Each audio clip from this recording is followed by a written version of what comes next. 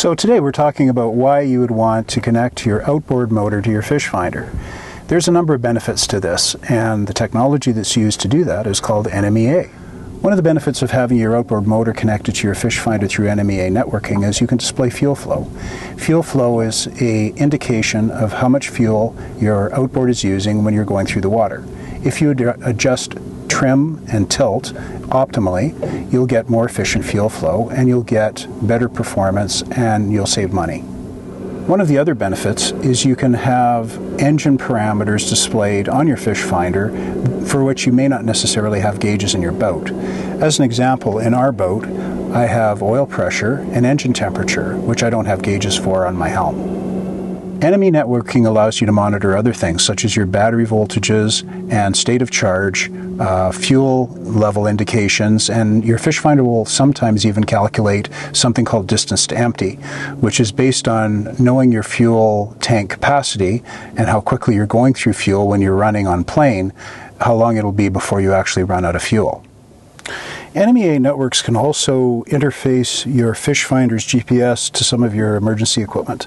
Things like VHF radios can transmit your exact location from the GPS rather than having you to do it manually. Lastly, NMEA networks are often used with some of the higher-end trolling motors to get map and chart locations from your fish finder or your GPS. This way, ahead of time, you can actually chart a course and the trolling motor will actually follow that course or remember positions that you programmed into your fish finder. Now I'm going to give you a quick demonstration of how NMEA networking looks when it's working on my fish finder. Taking you through some of the parameters that are displayed, engine hours is a really basic one. Every fish finder will display that. Hopefully that's not too much of a surprise. You've also got depth, which comes from the fish finder itself. Here's some extra engine information. In this case, I've got coolant temperature, or the engine temperature. I've also got oil pressure, which I don't have gauges for. We see our tachometer reading. We also see our alternator output voltage, and this is a really good one. This is your instantaneous fuel flow. Because our engine's just idling, it's not using very much.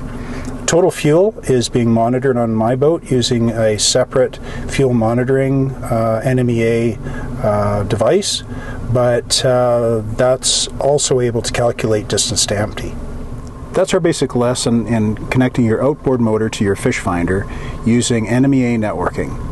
If you'd like to learn more, click the subscribe button below and come see us at goldenchannels.com.